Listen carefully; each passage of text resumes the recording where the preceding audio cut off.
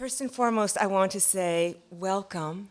Thank you so much for being here, for sharing this special day with us, which is special in many, many ways, which I hope will become apparent to all of us in the course of this day. As many of you know, May 5th is Children's Day in Japan. This is a special Children's Day. In a few minutes, about the time our first keynote speaker, Mr. Koide, begins to speak, the last commercial reactor of the 50 currently operating in Japan will shut down for routine maintenance.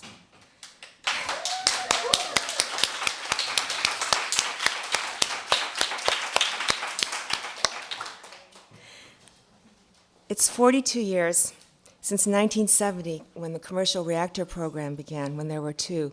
Now, we're at this moment of nuclear zero. And as you know, there's a special relationship between children and radiation because they are particularly vulnerable. The vulnerability of precious beings who, generation after generation, literally renew our senses to the preciousness of life, is a dark reminder that the technology that was to remove drudgery from our existence threatens that very existence. This moment of so-called nuclear zero, the best gift to the children of Japan, this was the message conveyed to me by Professor Ono Yugo, emeritus of Hokkaido University, and one of the chairpersons of a lawsuit to stop this last nuclear reactor that's going into shutdown now forever. And I think it's a thought that many people have had, that this is the best gift for Children's Day to the children of Japan. But as a Russian doctor said at a Chernobyl conference, 20th anniversary, I believe, to my good friend Dave Kraft of Nuclear Energy Information Service, his display is outside, and I invite you to look it over. There's so much information about the nuclear state of Illinois. But as Dave shared with me, this Russian physician said 20 years later, the accident is over and the catastrophe begins. And you will be able to feel the many ways in which that catastrophe, the Fukushima catastrophe, shapes life during the course of this day. How do we stand in relationship to that catastrophe? Let me share a personal experience for you. I started last year feeling what was going on in Japan, feeling yet quite removed from it. I noticed that there were DVDs being made of Mr. Koide being interviewed and giving talks. They were not subtitled, and I desperately wanted to share that experience with someone. And so I collected all the Japanese friends and people I didn't know so well, and we began to watch these DVDs. And then as some of our group went home to Japan, they discovered that already last summer, it had become difficult to bring up this issue, partly because there are people who simply don't want it to be happening, others because it was so close to their everyday lives. Working mothers, people who are busy, who can't afford to be worrying every minute about every drop of water, is it okay for bathing but not for washing dishes, et cetera, that we realized that by living in, for the moment, safe Chicago, by being far away, we were persons of leisure. It's a Japanese expression, himajin. We called ourselves himajin because we are in Chicago. And we began to think that as persons of leisure, we had our own responsibility, which was at least to learn about this. But what has happened from this group of persons of leisure is that we have forged relationships that today comes to represent in microcosm the possibilities of what human beings can be and do in coming together. And with this, I want to acknowledge the thoroughly collective nature of this symposium, the institutional thanks, the very generous support of the Committee on Japanese Studies, the Human Relations Program, and the Franke Institute for the Humanities, the Program for the Global Environment. All of these are units of the University of Chicago. DePaul University, which came through and gave us the very, I hope, programs that you will cherish and find inspiring after today. But beyond such institutional groupings, I have to thank, I don't really have adequate words to thank Yuki Miyamoto and Tomomi Yamaguchi, Yuki from DePaul and Tomomi from Montana State University, who have planned every step of the way with me. But in fact, there's a larger group that have helped us think through knotty issues and logistical issues, every aspect of it.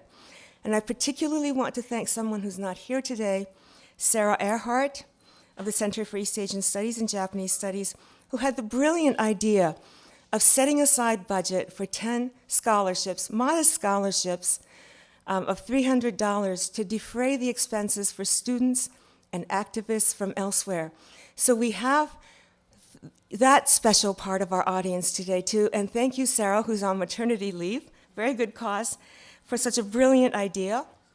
Teresa Couch, who's a ballerina and dancing today, so she can't be here, who's filled in with spirit and grace. And Ted Foss, who's been doing everything today, taking care of us from the security, etc. Sohei Kim, who was the assistant for this program, and instant videographer, along with Kiku Hibino, who made a tape of Professor Robert Rosner, who regrettably has to be in Vienna today. And all the volunteer friends who have come through. I'm particularly happy to have these Korean students be helping us because they represent to me one of the great hopes of getting over the really wretched history of Japan's colonization of Korea, that we have these young people who can come across that small sea and to face the crucial problems we all face together. The translators and interpreters who are here, well, translation and interpretation is absolutely critical, or we couldn't have this at all.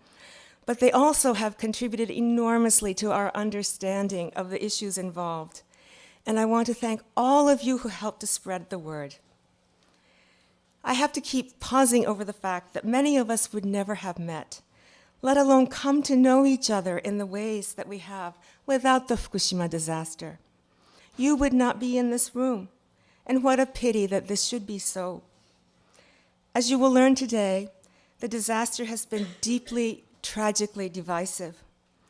But we shouldn't miss this moment of recognizing the variety of wonderful things we humans offer each other, and recognizing that we have to stand together to forge a way to preserve this species, as many species as possible, not just us, because as you know, we depend on so many other living things, and the earth.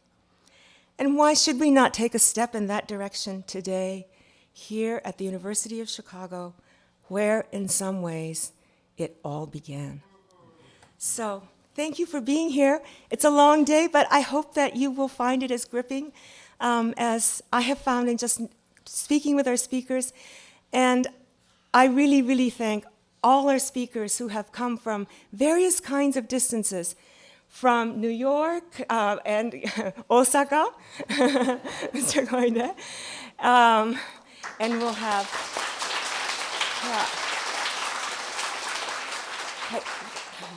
and then we have our, I'll introduce each of them, especially but Ms. Muto, who just arrived yesterday from Fukushima.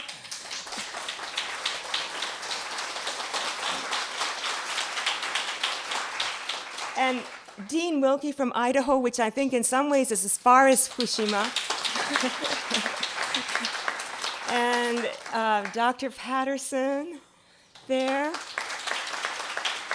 And Bobby Paul from Georgia, Atlanta, another very far away place. And is Nancy Faust here? Nancy Faust is here, Nancy Faust. Okay. Thank you, everybody. And with this, I'm going to turn over the session over to Michael Fisch, my colleague in anthropology, and also a person of leisure. I say that with great irony, who will chair the first session and give you some introduction to our first speaker. Good morning. It gives me great pleasure to introduce our keynote speaker, Hiroaki Koide, from Kyoto University Research Reactor Institute. Professor Koide is a remarkable and unusual figure for a number of reasons, not the least of which is that he combines expert knowledge on nuclear industry and science with a social and environmental conscience. This is really an unusual trait in a time like this, when science is so often shorn of any mitigating social conscience. We see this, for example, especially in instances such as the disavowal of science concerning the environmental impact of our technologies for the sake of ideological tropes, or worse, for the sake of profit. The events of March 11, 2011 saw the publishing of numerous critiques of Japan's industry, aka its nuclear village, in the popular press. Unlike so many of these authors and critics who appeared seemingly overnight, Professor Koide has been writing about the danger of nuclear power for 41 years. Just to list a few of the titles that he has published in this time, there is The Hidden Truths of the Atom, Why a Nuclear Expert Opposes Nuclear Power, Beyond the Realities of Radiation Contamination, and Lies of the Nuclear Industry.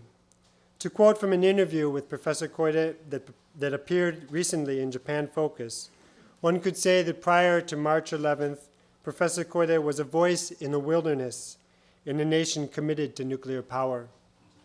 His conviction in this regard did not come easy, and it did not come without considerable price to his academic career. In 1968, he entered the Department of Nuclear Engineering at Tohoku University in Sendai. At the time, like so many then and even today, he believed in the future of nuclear power as a limitless energy source. But as he learned more about the details and mechanics of this dubious technology, he began to have second thoughts. And in 1970, after attending an anti-nuclear meeting in Onagawa, he decided to pursue his studies in nuclear science, although not to join the comfortable and lucrative nuclear industry in Japan, but rather so that he could put a stop to the use of nuclear energy. As I mentioned, he has maintained a clear and unwavering course in this regard for 41 years.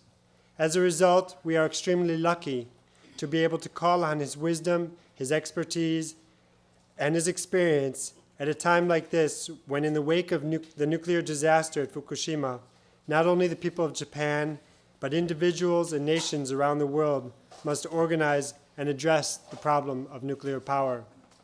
So without further ado, let me turn the podium over to Professor Koide. Good morning. I'm Hiroaki Koide from Japan. I am glad to attend this symposium with you, but I'm sorry I'm bad at English conversation, so I speak my presentation in Japanese and ask to Dr. Norma Field to interpret my presentation.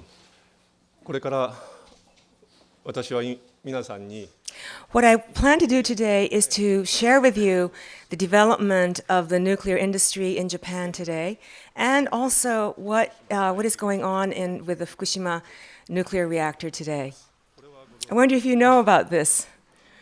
As you may know, there was a football stadium, and it was under the stands of that football stadium, Stagg Field, where the first reactor to be built by human beings was constructed. 昔フットボール場があったそうで、その観客席の床下にこの人類初の原子炉が作られました。 As you know, this was in actually December 2nd of 1942, in the midst of World War II. There was Nazi Germany in Europe, and in Asia there was Japan. It was a brutal struggle for humanity to survive. 国もありました。世界中が苛烈な戦争をしていて、なんとか人類が生き延びようとしていた時代でした。 The USA, resolved to win the war, decided to take the course of building this nuclear reactor, and that is the context in which the Chicago pile was constructed. その目的のために作られました。 Can any of you tell what this slide is showing? Yes, and I hear a little bit removed from Argonne National Laboratory is a place called Redgate Woods.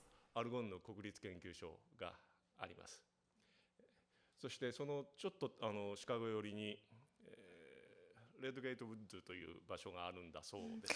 Mr. Koide says apparently there's a place called Red Gate Woods because he hasn't been there yet, and he is going tomorrow, and he says he wants to confirm for himself whether truly it is a case of there being no 埋め danger. られているのだそうです。そしてこの一番最後の行にですね書いてある言葉が。So yes, and as so several years after the Chicago pile was built, then this country, the United States, succeeded in completing the project and producing an atomic bomb. This is a photograph of the moment when the first atomic bomb, named Trinity, exploded. 瞬間の写真がこれです。 The day of this explosion was timed to coincide with the day in which the Allied powers were meeting in the so-called Potsdam Conference, in which would result in issuing a call to Japan to surrender. 合わせて USA がこの原爆をニューメキシコ州のアラモゴルドという場所で爆発させました。 The physicists and military figures who were involved in building this bomb, given that it was the first one, were not sure that it would work, that it would explode. And when the switch was turned on, a fireball 1,000 times brighter than the sun, brightened the desert. 立ち上がって砂漠の夜を輝かせたと記録に残っています。 And 20 days later, as you see the bomb over Hiroshima in Japan, the country where I live, exploded. 日本という国の広島という町でまた炸裂することになりました。 The cloud called the mushroom cloud that rose over the city of Hiroshima when the bomb was exploded. As you can see from this picture, Hiroshima then was a city filled with typical Japanese-style wooden houses. And if you stepped out onto the streets, streetcars were running. Like all of you today, each house was filled with people and children who got up in the morning and went about their day and expected to return home to sleep under those roofs at night. もちろん大人も住んでいたし子供も住んでいる。皆さんがそうであるように朝起きてそれぞれに生活してそれぞれまたこの家で寝るというそういう町の上空で原爆が爆発したわけです。 Those who were quite close to the epicenter were burnt to death instantly. This picture shows a bridge, a Miyuki bridge, a little bit of a distance from the epicenter, where people gathered who were not able to die immediately. すぐには死ねなかった人たちが逃げ惑って集まってきたという写真です。 On the people you see here, some of them, of course, are living at the moment this photo was snapped, but they've been exposed to radiation, and surely many in this scene died not long after. Those who lived on, fortunately or unfortunately, had the fate of being labeled hibakusha and to live on with that label in Japanese society. 日本で呼ばれるレッテルを貼られてその後の人生を生きることになりました。 Bomb 3 days later over Nagasaki. で原爆がまた炸裂しました。 And there again, a great deal of damage was inflicted. As you can see, the black figure on the ground is of a person burnt beyond recognition, and then the woman standing blankly, facing the other way, and a mother nursing her baby. 赤ん坊の写真が写っています。 It's her second child. 描いているのはこの母親の次男です。 The first son, her firstborn, was already dead, was killed quickly, and she carried the second baby around with her, trying to flee to find some safety. This child too would die shortly thereafter. 短期間のうちに死んでしまいました。 But this mother was able to live for many years beyond, and in fact, I believe she died quite recently, just a few years ago. お亡くなりになったと思います。 You can imagine that there are many, many injuries of this sort, and this too shows a person affected by the heat and the blast and the radiation. こんな姿になってしまった人の写真です。 A drawing depicting what the people fleeing around the city of Hiroshima looked like. で逃げ惑ったのかということを描いた一枚の絵です。The explanation says that their clothing was shredded to pieces, their skin burnt and hanging from their limbs, and they were unable to utter a sound, and therefore they wandered silently looking for some aid and succor. And this is the kind of horrendous force that the atomic bomb had. The enormously destructive, the murderous capacity of radiation was demonstrated on the occasion of these bombs. But Japan was to have another opportunity to confirm this fact. This is a facility intended to reprocess nuclear fuel, and what happened on September 30th, 1999 was a criticality accident. This model is demonstrating what kind of procedure was being undertaken then. So there were two workers surrounding a large container and pouring things in. That was their task at the moment. And what happened was that the uranium in that large vessel suddenly started fissioning, and a chain reaction began. The person on the right is a worker named Mr. Onishi. They collapsed instantly on the spot. An ambulance came right away to take them off.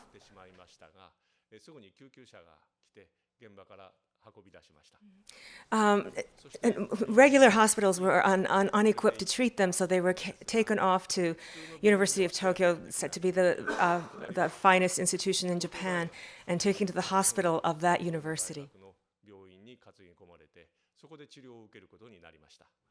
Can probably tell that it's somewhat reddened and inflamed.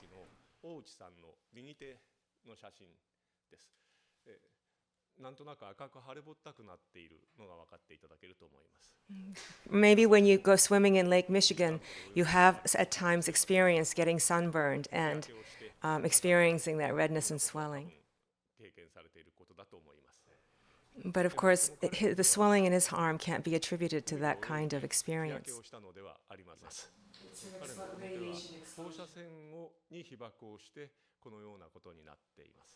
Ordinarily, when with an ordinary sunburn, the surface skin burns and then it starts to peel off, and from underneath comes clean, fresh skin.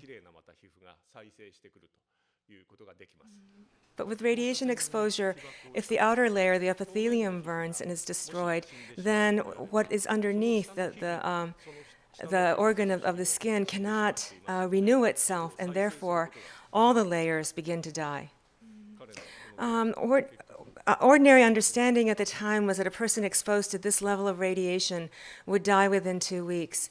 But given that the entire medical profession of Japan came together to try to rescue this person, even though he is now presenting that kind of appearance, he is still living on. He no longer is conscious, but given the dedication of the Japanese medical profession that continued to treat him, desperately trying to save him, he lived on for 80-some days and then died.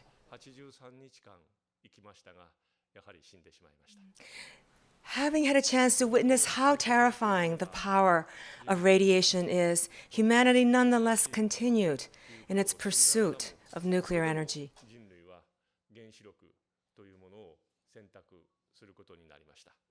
What I want to do with you is share with you a newspaper article that shows the extent of Japanese faith in nuclear power. Of course, it didn't work out that way about low electricity rates.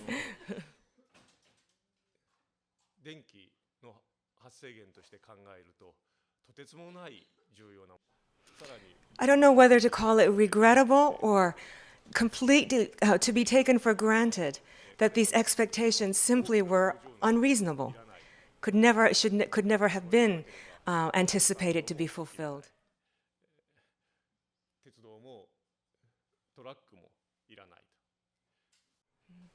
Nuclear power plants, of course, are vastly more spacious, are bigger than thermal plants. They can't be built within cities.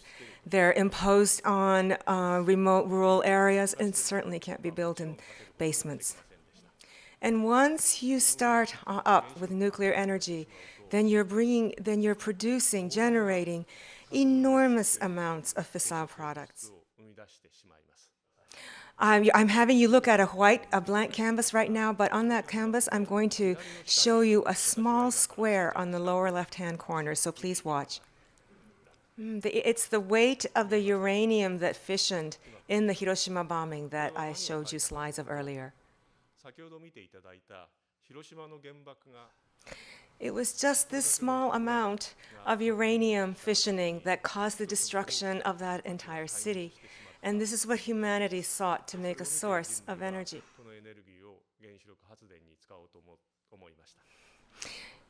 You can see now, this is the standard size of nuclear reactor today. And in the course of a year's operation, this is the amount of fission products it generates compared to the tiny purple square. I'd like you to understand that the nuclear reactor, the nuclear power plant, is a device that produces annually, with each year of operation, 1,000 times fissile product of burnt uranium that was produced in Hiroshima. So until the accident last year, Japan had 54 commercial reactors in operation. And during the course of their operation, there have been numerous accidents, small and large. And as you saw in 1999, that criticality accident resulted in the wretched deaths of 2 workers. Please remember that criticality accident was in 1999. And here is a government white paper in the year after on nuclear safety. These are members of a government committee, people who had promoted the use of nuclear power.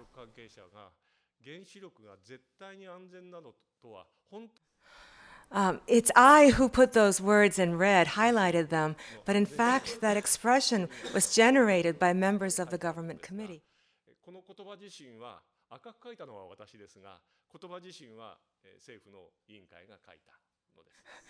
I myself wish that nuclear power plants were absolutely safe.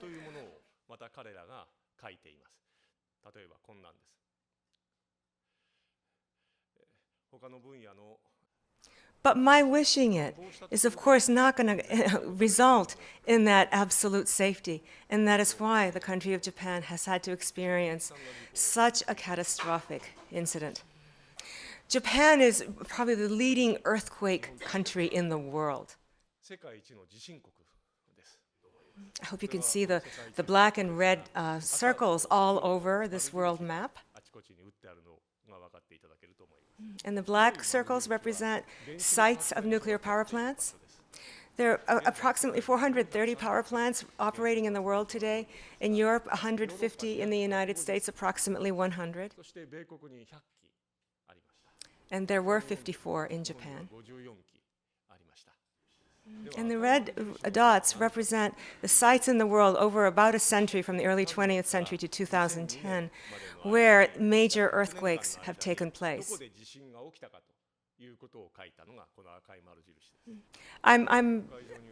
I assume that in the audience today there are some of you who have never experienced such a thing as an earthquake.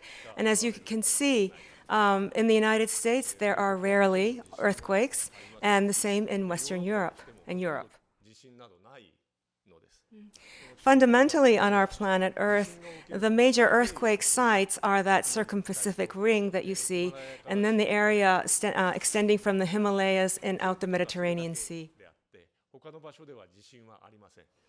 As you can see, in the United States, nuclear power plants are concentrated in the areas that rarely have earthquakes, and the same is true of Europe.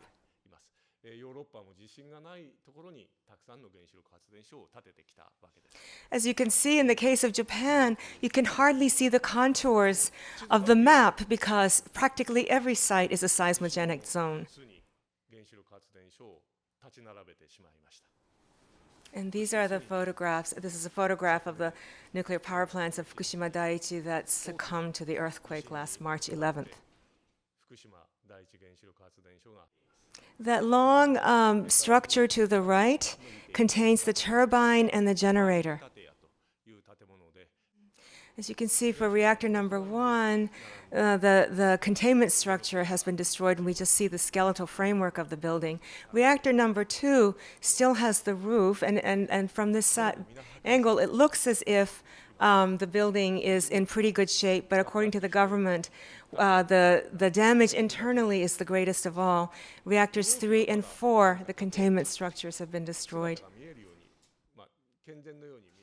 The instant of the explosion at Unit 3, these containment structures are huge, but the force of the explosion was sufficient to destroy it and send it up in a huge smoke cloud, as you see in that photo.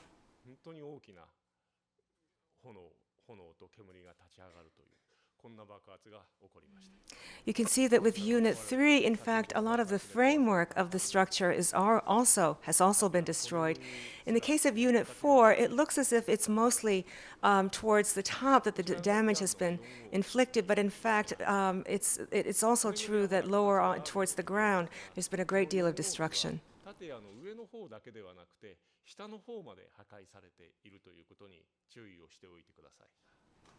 And why did these things come to be? Of course, after the earthquake, the first thing that happened was that the reactors shut down. And therefore, the nuclear electricity, the generating plant lost the capacity to generate power on its own. The arrangement in such cases is to draw power in from external sources. But the transmission tower, the external transmission tower itself had been destroyed by the earthquake and could no longer receive electricity from elsewhere. The company that runs this TEPCO had said that in such cases, it has set up numerous diesel generators on site, and therefore that emergency also should be met.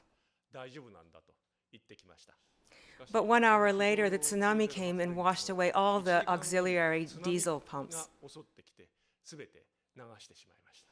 And therefore, the nuclear generating plant went into complete blackout. If all the lights were to go out suddenly in this room, we still have windows here, and probably we would get enough light not to be disturbed. But given that a nuclear power plant is a place where radioactive substances are handled, it cannot have any windows, and therefore if the power goes out, it becomes pitch black. Not only is this room completely black, but it is filled with radiation. But in that space, workers struggled to bring everything under control. As you can see, they're wearing hazmat suits and they're wearing masks to try to protect themselves from radiation, but there they are with only a flashlight to guide them.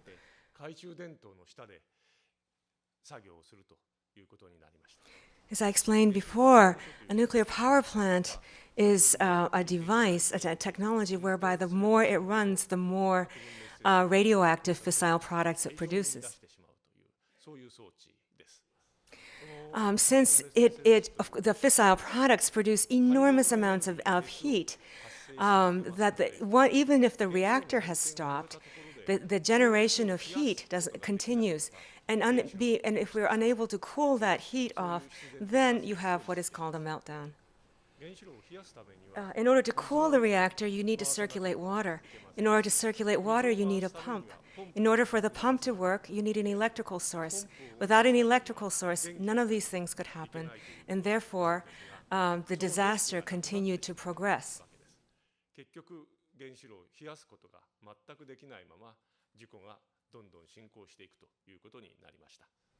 This is a vertical cross-section of the reactor building. And that's the core.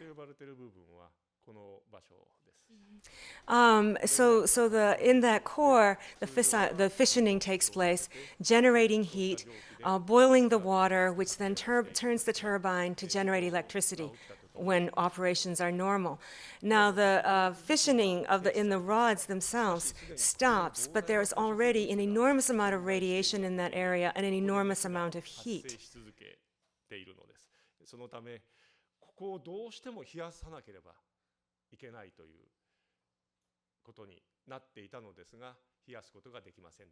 So the rods continue to melt because they're so hot, melting through the ironclad bottom of the reactor pressure vessel, and that is what is said to have happened.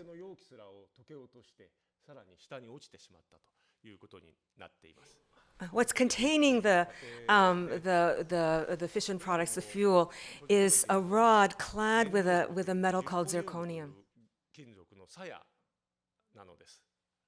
その When the temperature of the property of zirconium is such that when its temperature rises, it reacts with water in its environment and produces hydrogen.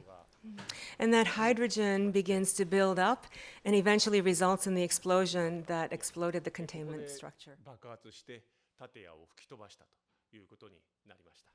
That is the spent fuel pool to the left, upper 使 left. 用済み燃料プールという場所です。 The fuel can only be used for a certain length of time, and when that time has passed, then the rods are lifted out and stored in that pool. プールの中に移してあります。 In other words, these are fuels that have been burnt so thoroughly that they can no longer be burnt. Huge, massive radioactive substances stored in that pool. そこに沈められているというそういう状態になっています。 And there is the risk, therefore, that if you can't keep that pool cool as well, then huge quantities of radioactive substances will escape from that pool. So you can see that it's the top layer that was blown off, but it's also the layer underneath it containing the spent fuel pool that was damaged. この部分が爆発でもう In this spent fuel pool, there are at present still the equivalent of 5,000 Hiroshima bombs. 約5000発分の放射能が今まだ沈んでいます。 It is said that at present, that pool still contains water, and the rods maintain their shape and have not melted. 量が溶けない状態を保てているということになっています。 But their number, practically every day in Fukushima, there are still waves that come. 続けています。 And we're a very large way to come one of these days. Then that area would be completely destroyed, and that amount of radioactivity would be released into the environs. 何にもない普通の In the condition of cold shutdown, of controlled anything, that the next large wave can result in the next disaster. TEPCO itself is well aware of the danger and is struggling to remove the spent fuel lying at the bottom of this pool as quickly as possible. 沈んでいる使用済み燃料 On that upper left-hand corner, you can see that there's no ceiling and there are no walls left at present. あたりをよく見ていただきます。 As you can see from that earlier picture, there was a ceiling and there were walls right after the disaster. And TEPCO currently, in order to try to fish out the spent fuel, has removed the ceiling and the walls. のある場所は But as you can see, there's already been so much damage. And the process of extracting this fuel is itself highly dangerous. And TEPCO is saying that it will take at least a year and a half from now. そこまでたどり着けるまでにまだまだ1年半以上の時間がかかると東京電力は言っています。 I can only wish each day, hope each day, that there will not be another huge earthquake before that happens. My view is that if reactor 4 holds, then the possibility that enormous quantities of radioactive substances will be released in the air are relatively small. So I'd like you to see, taking just the example of cesium-137, how much radioactivity has been released into the atmosphere to date. セシウム137を例にして見ていただこうと思います。 These are figures given by the Japanese government to the IAEA, the International Atomic Energy Agency. The unit of measures terabecquerels, 89 terabecquerels of cesium-137 released into the atmosphere at the time of the Hiroshima bombing. 放出されたセシウム And I will show you from now what the Japanese government states is the amount of cesium-137 released into the atmosphere since the Fukushima disaster. 日本の政府が言っているのかを今から示します。 That's from Unit 1. これだけ。広島原発 So that's the amount released only by Unit number 1. 発分7発分と The worst culprit said to be Unit number 2. You'll recall that that is the unit that still had the structure apparently relatively intact. 日本政府が言っている。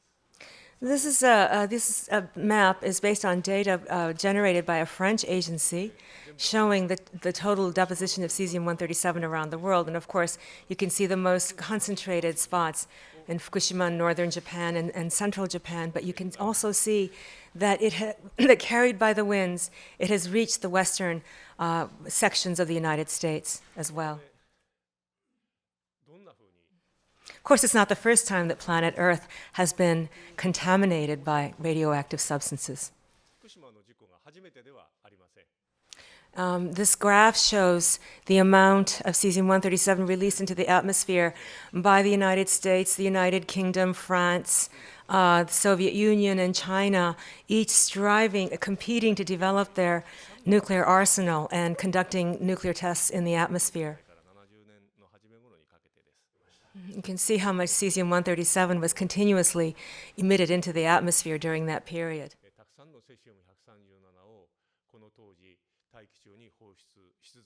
And then in 1986 is the Chernobyl accident emitting that much. And that last figure is the amount that the Japanese government has stated is the amount of cesium emitted in Fukushima. I myself think that this is an underestimation, and it's probably more in the order of 2 or 3 times the bar indicated. And this will show you how contaminated the Earth was prior to Fukushima. And these red bars demonstrate how much various countries were contaminated by the Chernobyl disaster.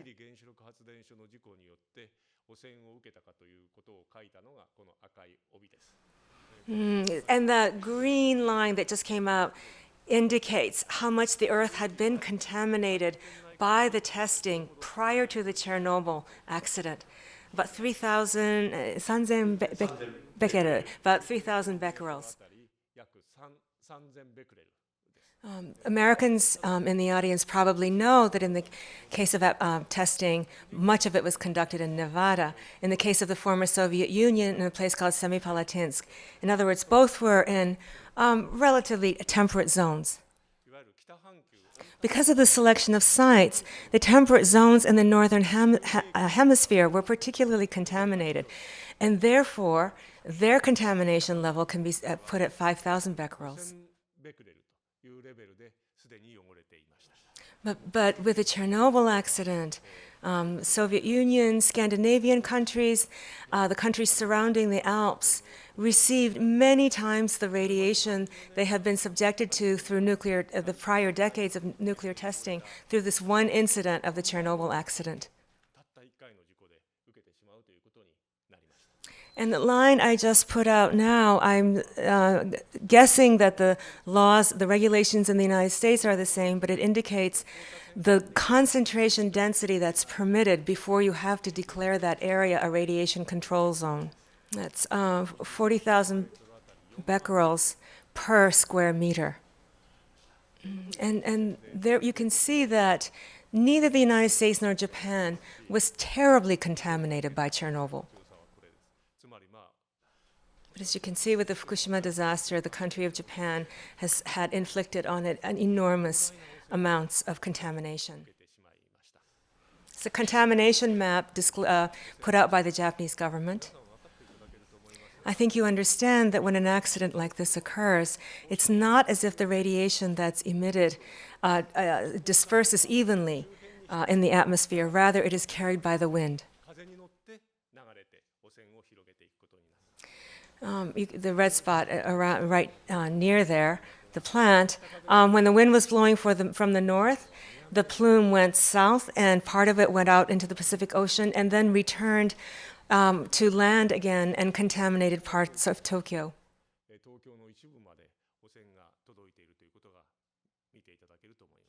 At other times, the winds came from the southeast and the plume went to the northwest, and the areas marked in red and yellow were heavily contaminated as a result. And then when the plumes got to the area about 50 or 100 kilometers from the plant, then the wind direction changed and the plume went southward. That blue strip I just indicated is the area where the major cities of Fukushima are located. In other words, tremendous population concentration, and the plume passed over that area as if to lick it. And also contaminated the northern halves of Tochigi and Gunma prefectures.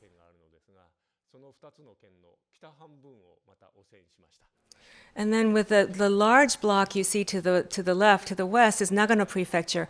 Nagano Prefecture at that moment was protected by high mountains, which meant that the plume went south and then recontaminates Tokyo.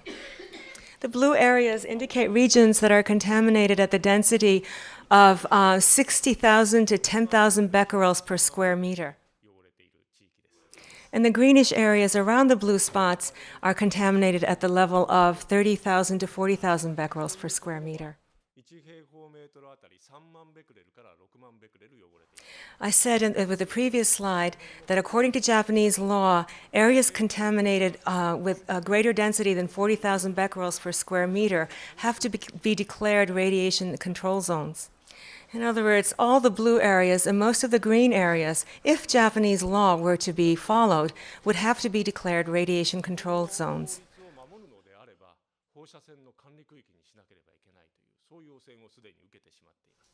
Regrettably, radiation is invisible, so people can't know how much they're being contaminated. This is a drawing probably made with the hope that if radiation were to be made visible, even children would become aware and take steps to protect themselves. But alas, radiation is invisible, and children continue to be living in areas heavily contaminated by radiation. Even with such a disaster, there are people, the promoters of nuclear power, who say, well, even if you say that, we've hardly had any casualties from this incident. I've clipped out a Japanese paper here. There's a large hospital, Tubba Hospital, in one of the plant sites, Okuma. Approximately 400 patients were in the hospital at the time. This hospital was located 4 kilometers away from the reactor. And as unit after unit began to explode, the hospital monitoring the radiation levels noticed that they were just climbing up very quickly. Even the police said all you can do is run. So run. Hospital staff tried to save as many of their patients as possible, carrying them out on beds, on stretchers, and putting them in cars. This article recounts how just the very process of trying to save the patients by getting them out led to many of their deaths. And there were 90 patients who simply had to be left to die.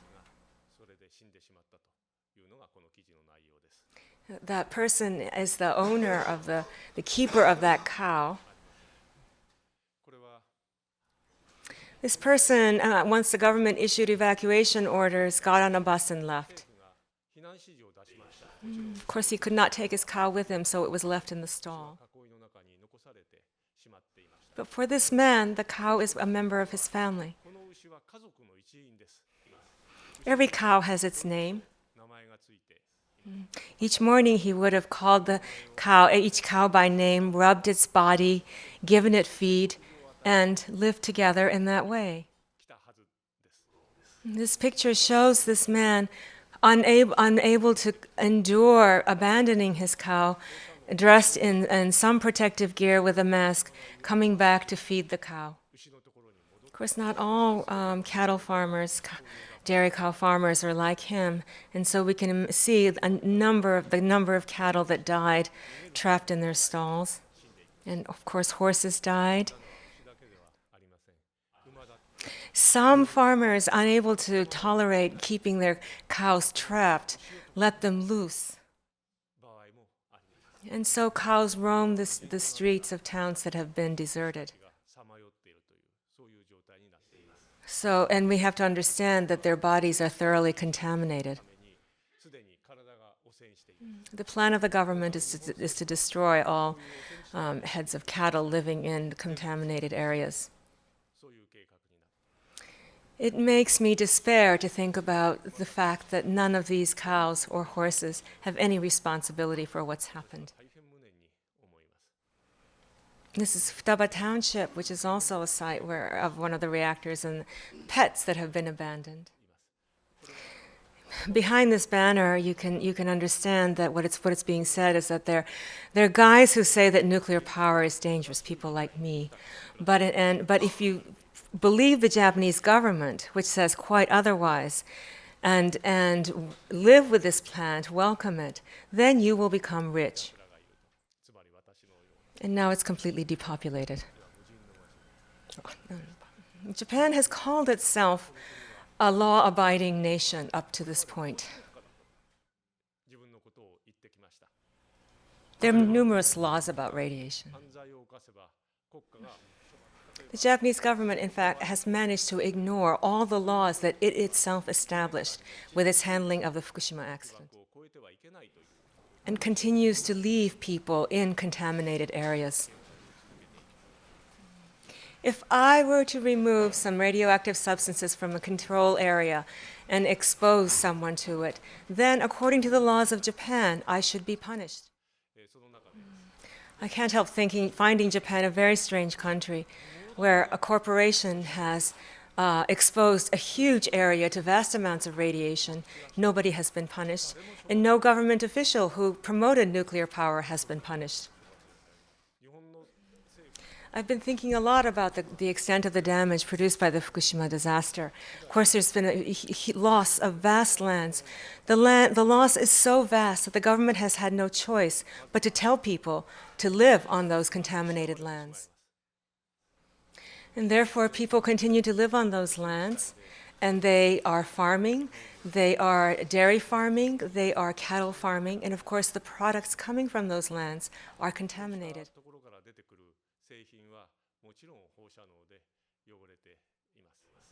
But nobody wants to eat contaminated foods, and therefore, products from Fukushima will not sell. And that, I believe, will result in the collapse of primary industries in Fukushima, resulting in the collapse of many lives. How can you calculate this loss in money? I don't know how you could do it. If you took the views, nevertheless, that this damage has to be compensated for in money, the amount is too great, that TEPCO itself would collapse instantly, and it is probably too great even for the government of Japan. The country would collapse. What you can see from this map is that there are hardly any places you can flee from an accident, given the number of nuclear reactors in this country. I'd like you to hear about why Japan embarked on this foolish path. Title of a TV program broadcast by the national broadcaster approximately 2 years ago. It's a program that reveals that while Japan proclaimed that it was seeking atoms for peace, in other words, for energy, it was in fact seeking to become a nuclear power. Japanese people seem to me to be a very optimistic type, and I believe that since they think of Japan as a peace-loving nation, they cannot believe that it would actually think of having nuclear weapons. I think it's a fine example of a revelatory statement. The Japanese government, having stated that nuclear power is simply for energy, it already has accumulated 45 tons of plutonium. If you wanted to make bombs of the size of the plutonium bomb that was dropped on Nagasaki, you could have 4,000 of them out of that amount of stored plutonium. Recently, when the the People's Republic of Korea announced that it was sending up a satellite, Japan stated that that was a missile. It was not allowable, and that it would send out an order to shoot down. But Japan, of course, has sent up numerous satellites, and of course fired many, many rockets. These rockets, of course, able to be converted into missiles at any point. Many Japanese who believe that Japan doesn't have a military force because the Constitution prohibits it, the Article 9, which says it will not engage in waging war or maintain such potential. And of course, that's not the case. This shows world expenditures by country. Of course, the United States is the biggest spender. And the country seeking to dominate the world. And then followed by China, England, France, Russia. These countries, of course, belong to the permanent members of the UN Security Council, the countries that hold power over the rest of the world. And I think we can conclude from that it's military power that allows you to control the world. And Japan, whose constitution prohibits its waging war, comes right after the Security Council permanent members. In other words, it already is a major military force. Electricity began to be generated by nuclear power in 1966. It's a country that developed nuclear power for the cause of nuclear, the stated purpose of generating energy, and has ended up experiencing such a disastrous accident.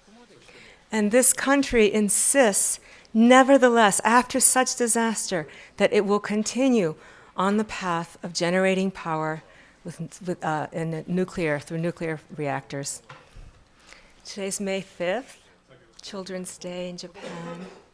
And all reactors are stopped right now in Japan. I think this is the greatest gift for children, but the Japanese government is steadfastly preparing to restart reactors. And I think that the ultimate reason is that it is a country that wishes to hold nuclear weapons. I think this is not permissible, and because I don't want to leave such a world to children, I'm hoping that this condition we're in at this moment of not a single reactor operating is one that we must maintain.